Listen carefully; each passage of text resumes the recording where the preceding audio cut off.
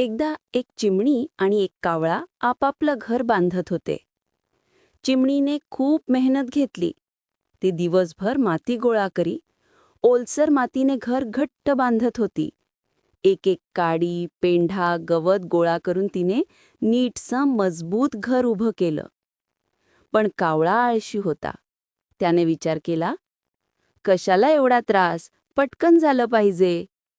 म्हणून त्याने थोडं गवत आणि शेण गोळा करून झटपट एक घर बनवलं. बाहेरून पाहता ते घर झटपट तयार झालं, पण फारसं मजबूत नव्हतं.